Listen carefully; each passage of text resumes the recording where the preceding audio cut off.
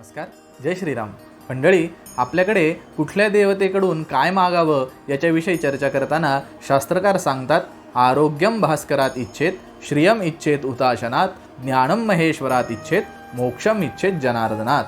म्हणजे जर तुम्हाला आरोग्याची कामना असेल ना, जर तुम्हाला उत्तम आरोग्य मिळवायचं असेल तर शास्त्रकार सांगतात तुम्ही सूर्यनारायणाची आराधना करा. पुढे वर्णन येतं, जर तुम्हाला धनसंपत्ती मिळवायची असेल तर तुम्ही यज्ञ यागादी कर्म करा. आणि त्यानंतर जर तुम्हाला ज्ञानाची प्राप्ती करून घ्यायचं असेल, ज्ञान मिळवायचं असेल तर तुम्ही महादेवांची, भवानी शंकरांची आराधना करा.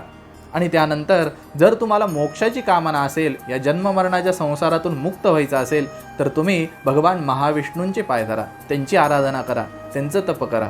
तर यातून सांगायचं एवढंच आहे, आपल्याला चर्चा याच्याविषयी करायची, आरोग्यम भास्करात इच्छेत.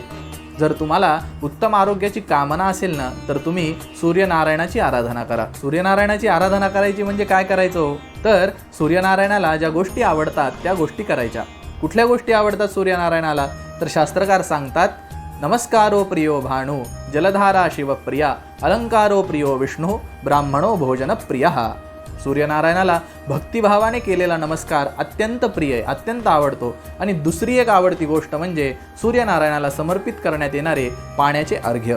या दोन गोष्टी भगवंताला अत्यंत प्रिय आहेत आणि या करायला सुद्धा अत्यंत सोप्या आहेत.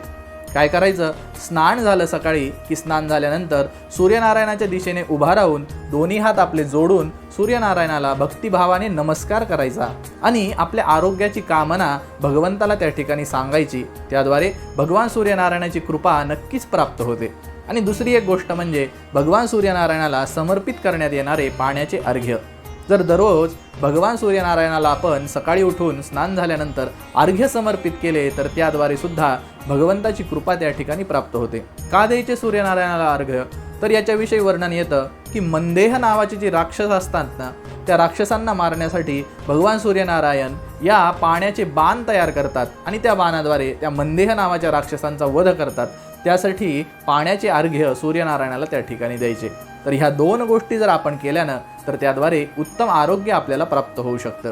हिंदू धर्माविषयी अशा अनेक गोष्टी जाणून घेण्यासाठी आमच्या चॅनलला जास्तीत जास्त लाईक करा, शेअर करा, सबस्क्राईब करा. धन्यवाद. शुभम भवतु.